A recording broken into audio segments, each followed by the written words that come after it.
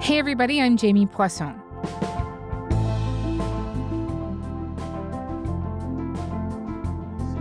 Chicago is a very dangerous place. We could solve Chicago very quickly, but we're going to make a decision as to where we go over the next day or two. For weeks, Donald Trump has repeatedly threatened to send federal law enforcement into the city of Chicago. Well, we're going in. I didn't say when. We're going in. We'd love to go into Chicago and straighten it out. You know, Washington. Last week, he uploaded an AI image on social media depicting himself as a war lieutenant. Chicago's skyline covered in flames with military helicopters covering the sky. The accompanying post reads, quote, "Chicago is about to find out why it is called the Department of War." Trump has denied that this was a call to war, but many are reading it as a declaration of one against an American city. His invocations of Chicago as a capital of urban decay and indiscriminate violence, of so-called black-on-black crime and democratic failure have been more than a decade long. Chicago has been a favorite in conservative media as well, most famously on Fox News. There are super predators who are black. Telling the truth is not racist, but allowing the kind of violence we're seeing in Chicago is. Chicago looks like Baghdad, and Trump's trying to save lives at home, just like he is overseas. Now, it is well known that Chicago has long struggled with gun violence. The city was given the moniker Chirac, likening it to a war zone. But it has almost always been true that the most violent cities in America have been located in the Deep South, in states now comfortably controlled by Donald Trump. So why then is he threatening to oversee a military campaign in Chicago? And how did the city in the Midwest become a metaphor for so much in America, from gun violence to race to policing, housing, migration, and more? Natalie Moore was a longtime journalist in Chicago with WBEZ and the author of The South Side, a portrait of Chicago and American segregation. She now teaches journalism at Northwestern University in Chicago. And she joins us to talk about her city and the possibility of a U.S. federal invasion.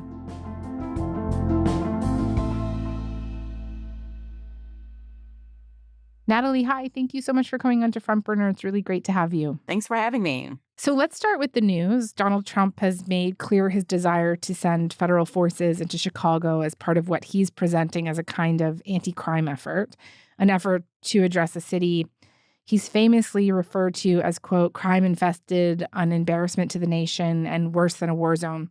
You're a Chicagoan. You've spent a long time working in local media in the city. What's your reaction to the prospect that something like this could happen?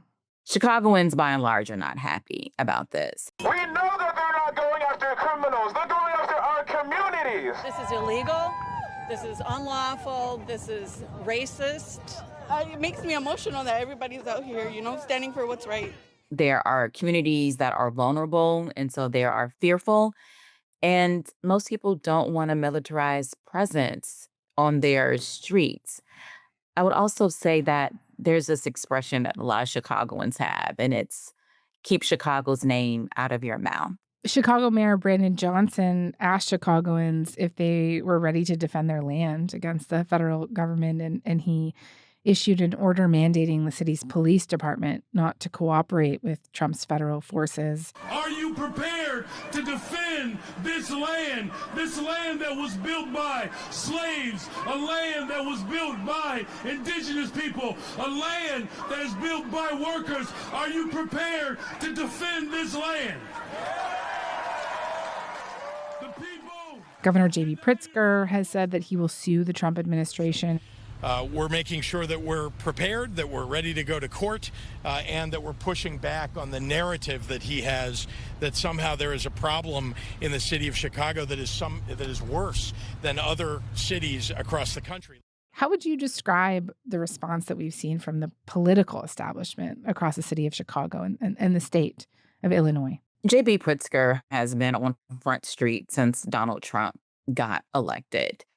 He's someone who isn't afraid to mince words. He has talked about how Trump wanted him to beg for COVID relief when we were in the height of the pandemic.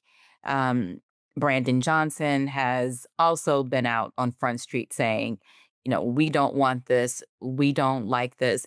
It's a much different response than we see in a lot of other states and other cities. Illinois is a blue state, although there are a lot of conservatives that are here.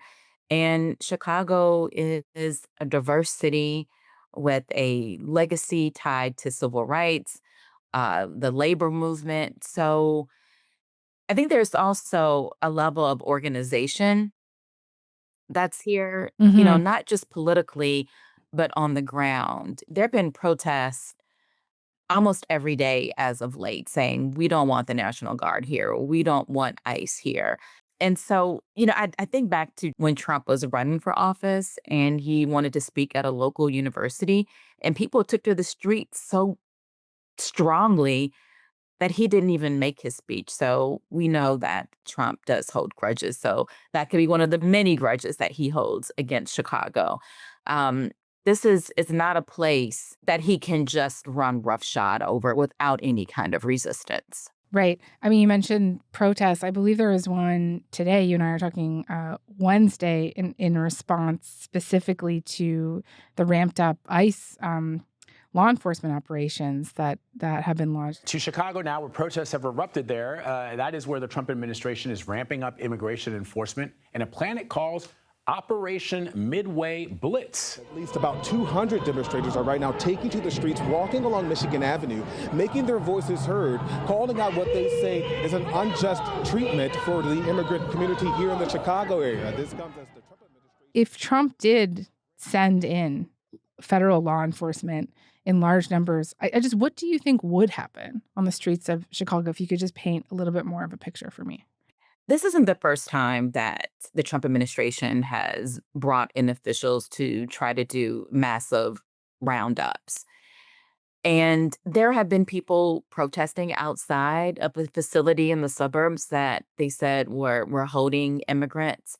J.B. Pritzker said he has told people don't get in the way because part of this is to try to make a spectacle and to up arrest.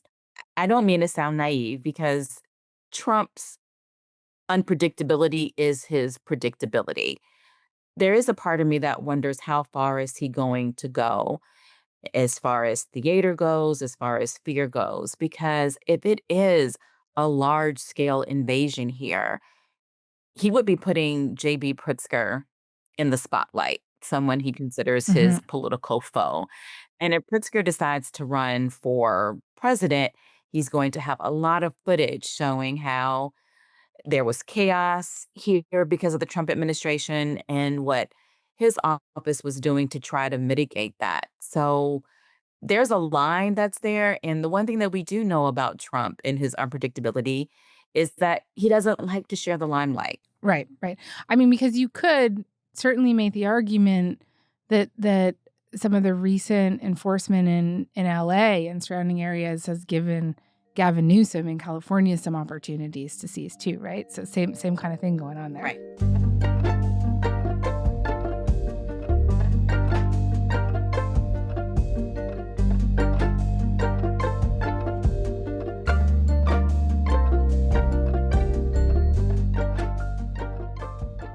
I want to pivot now to the national environment that has created like a pathway for this kind of federal intervention.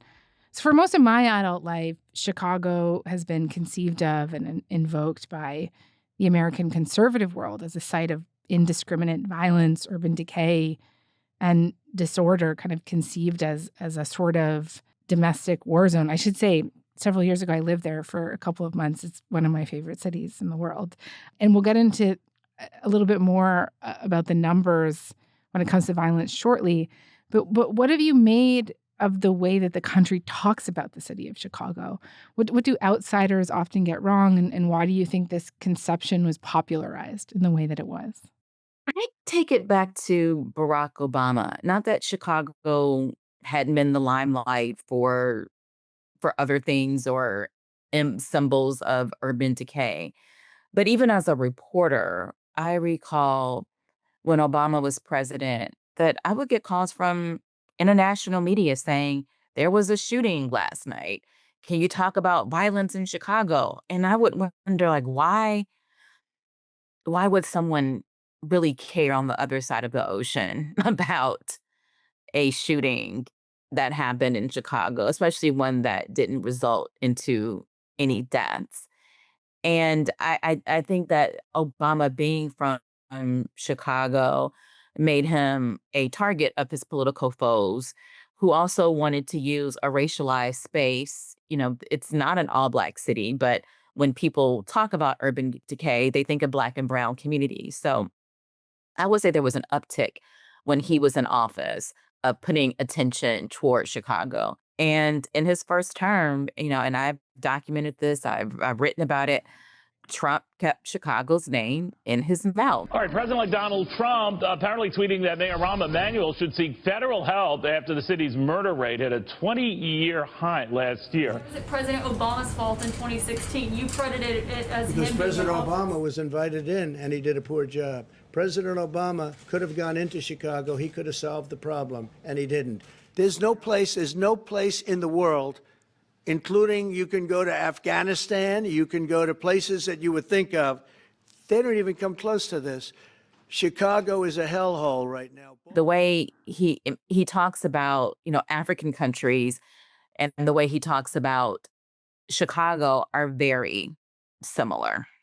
It's really interesting. To our producer, Matt, who made this episode, he was noticing a pattern around that time of how Chicago was discussed in the media as well. So through much of the 2010s, TV and radio hosts would open up the week by reading the city's weekend homicide tallies, right? Something Trump still actually does. On Monday morning, we told you about the shootings, the number of shootings in Chicago over the past weekend. Something like 70 people were shot. A dozen were murdered. Why is this happening weekend after weekend after weekend? No solutions, no attention. 2 weeks ago, they had 6 people murdered, and they had 24 people hit by bullets. Last week, as you know, it was 7 people, 24 people hit, and 7 people died. So Fox News hosts like Sean Hannity and Bill O'Reilly had segments like Weekend Body Count in Chicago and What's Wrong with Chicago, and Steve Bannon's far-right media platform Breitbart used to have a page called Black Crime that featured events and shooting tallies in Chicago regularly. And together this coverage turned the city into, you know, part of that metaphor, right, of democratic failure, of liberal mismanagement. So far this year, murders in Chicago are up an astounding 49% compared to the same period in 2015, intensifying criticism of the Democratic policies that have long governed that city. Can you tell me a little bit more about the kind of role that you think that the media played in this as well? Yeah, it's very telling that it's called Black crime, and none of these sites are really interested in root causes, systemic issues in cities, or even funding, because we've seen this administration cut anti-violence funding. So I think that tells you a lot of what you need to know. You know, there's such a perception when people come here, they're like, oh, this isn't what I thought it would be. I've heard people say that they thought it was really going to be like wild west gunfire on most corners of the city. And, you know, not understanding that this is a world-class city that absolutely has problems tied to segregation and inequity, but also is a beautiful place with the beaches and the skyline and theater and all the creative ingenuity that has come out of Chicago since its existence. So really what I see is people don't care. And these are quick headlines that you can say. It's a little bit like clickbait. It's a way to demonize a city and to show it through one lens. Just going back, I wanted to be a journalist since I was a kid, and part of it was because I didn't like how the local news portrayed Southside communities, Black communities, as only places of violence. And, you know, in the 1980s, you only had a few newspapers and television stations. You didn't have a wider ecology of news and media like we do today. And I think that for the most part, the press has grown and shown that you just can't do these roundups or headlines. Some news organizations still do that, but a lot of them do not. And how do you show nuance? There was a story in the Sun-Times where reporters went out to, what is considered the most dangerous block in Chicago because it has had the most shootings. And they said, what do you think about the National Guard coming? So these are not just like high level academic conversations or, um, white paper conversations that people are having. They are, rooted in research from people who study violence, but also people in neighborhoods. And at one point, even the police union was saying that they didn't want the National Guard here. So these are very Mhm. disparate groups who have very different ideologies who are saying this is not the best way to handle violence.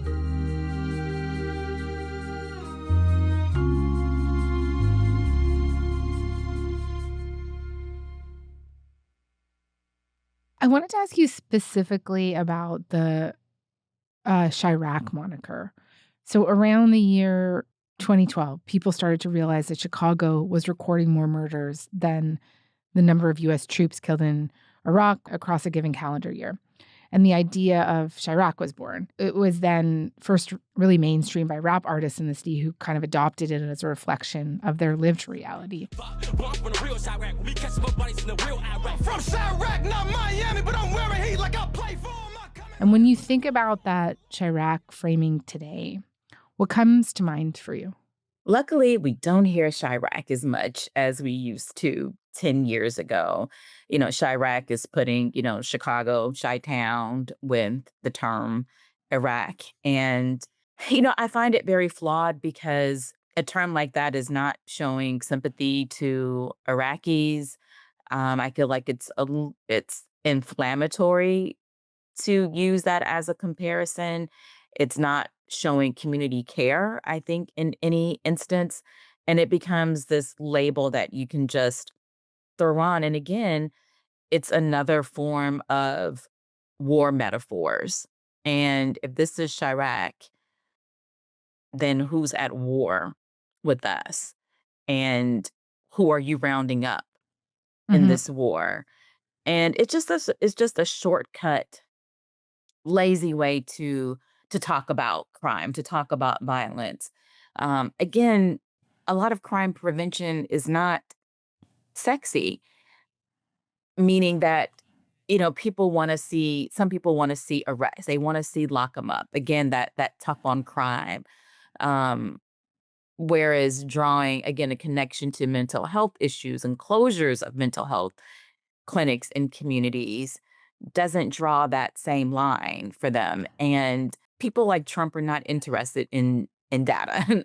They're not interested in the scholarship around violence prevention or, what the issues are. It becomes, if I could just show a whole bunch of people doing the perp walk, it shows that I have done something. Natalie, when you see a lot of the coverage talking about crime in Chicago, it does seem to be kind of obsessed with this idea of so-called black on black crime. So, Charlie, do you believe that it's okay in Illinois to let black people shoot black people and there's not enough outrage from the people in power and the people in wealth? We've been seeing this black on black genocide for decades. This isn't anything new, and it's been raging under the first black president. Did you know that in a kind of coverage that often pathologizes young black men and black families? In Chicago, only 25% of young black youth will even have a father in the household, and that has contributed to this endless cycle of gang violence and gun violence. And there's a lot of This became a favorite subject in the mainstream and conservative American press. What do you think the black on black crime framing misses about the real roots of violence in Chicago? Well, one, I would say that people tend to commit violence against people they know, and also segregation. Chicago is hugely segregated. So the violence that's happening that is so-called black on black is really happening because of proximity. And I have found that black on black crime is a whataboutism because there's also a white on white crime. You kill people who live near you. But again, the term is a way to delegitimize complaints that people may have about systemic racism, about police violence. And so I have heard many times over my career reporting, well, how come Black people don't protest when there's violence in their community outside of the police? And it absolutely does happen a lot. But that doesn't fit the narrative of these are lawless communities that don't care about anything except for the police, and it's a bunch of savages who are killing each other. So I have found that it delegitimizes when that conversation goes out to the mainstream.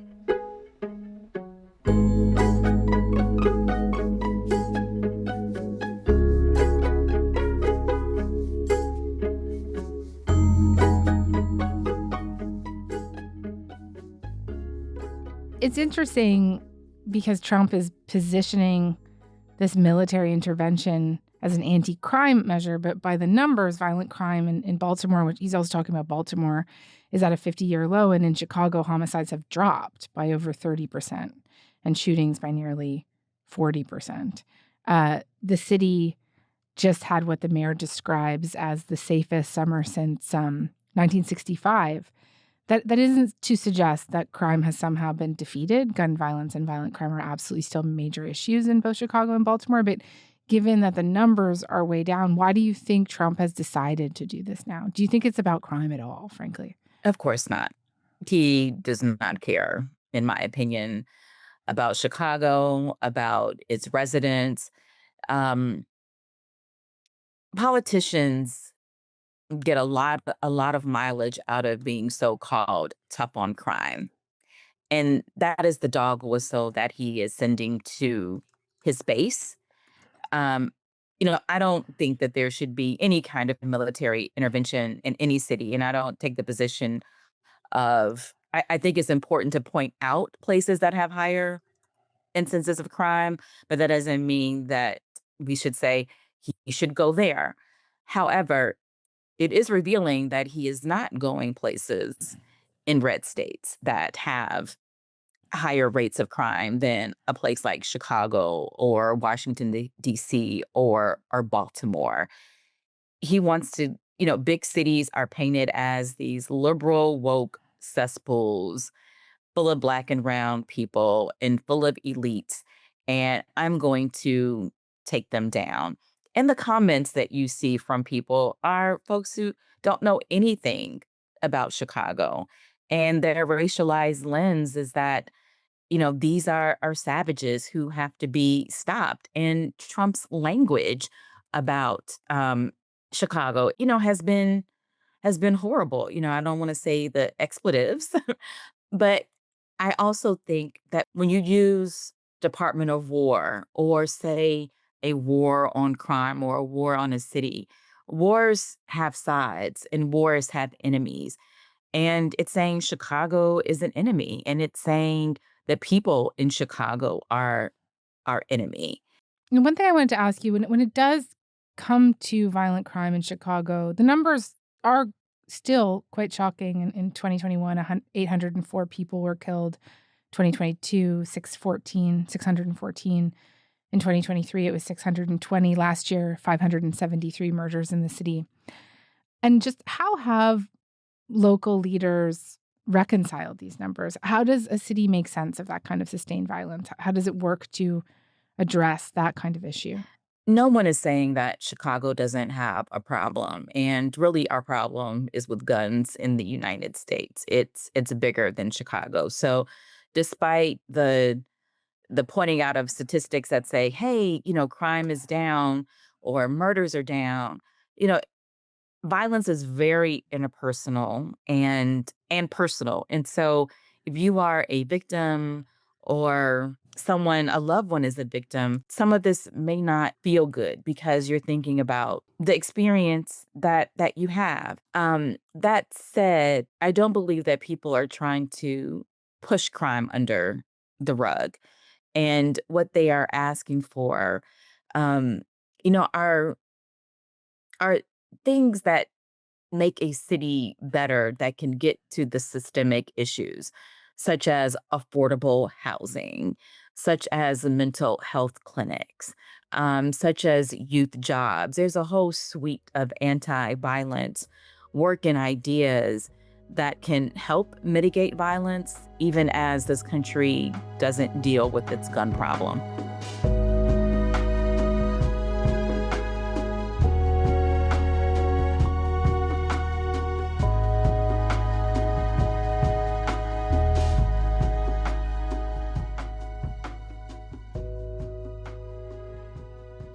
Chicago is a city that has had issues with policing, too. There have been highly publicized incidents of police misconduct, like the police murder of teenager Laquan McDonald and the Chicago Police Department's ensuing cover-up of that.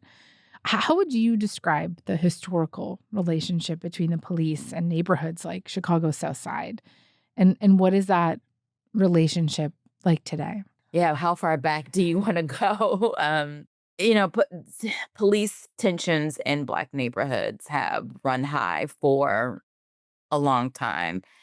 We can go back to Fred Hampton being killed by law enforcement, the Black Panther leader in the late 60s. They had an informant in the Black Panther Party by the name of William O'Neill.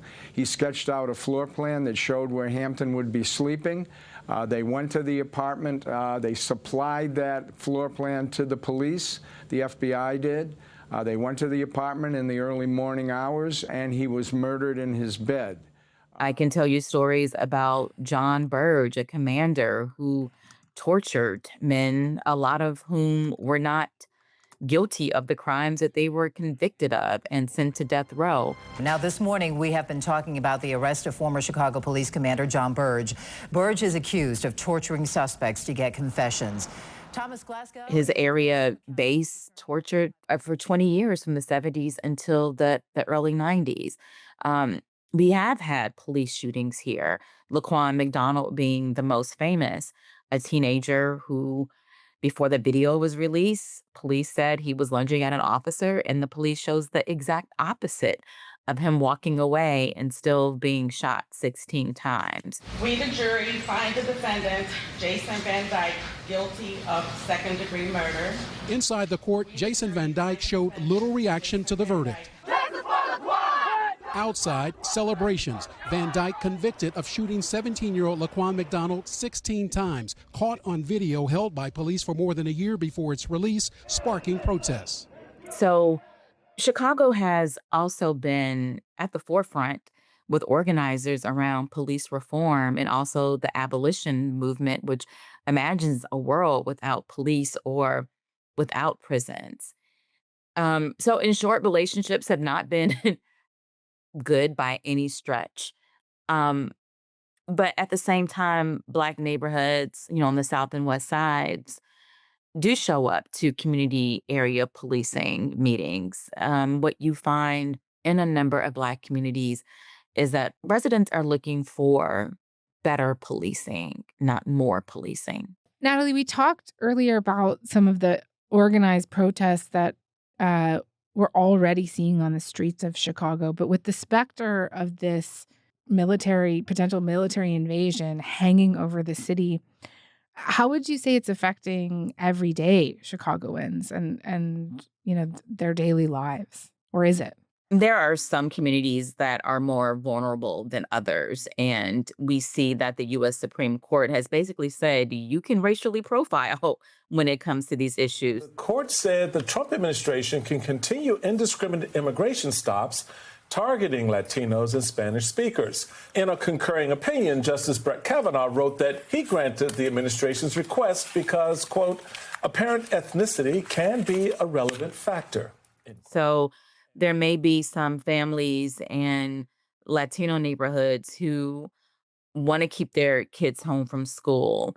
But there also was Mexican Independence Day that was recently celebrated. And, the activities still went on. There was one event that was canceled. And just this week, organizers said, you know what, we're going to reschedule. We're still going to have it. And then there are these other annual events that happen in Chicago that still had high attendance, like the Printers Row Lit Festival, like the Taste of Chicago. There was also something called Sundays on State Street, where a major thoroughfare was closed down so people could, shop and walk the streets. One of the things that people feel like the administration will win is if we stay at home. And being outside, enjoying activities is also a form of resistance. Okay. Natalie, thank you so much for this. This was really great. Thank you.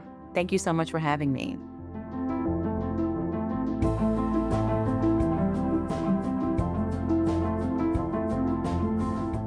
All right, that's all for today. I'm Jamie Poisson. Thanks so much for listening. Talk to you tomorrow.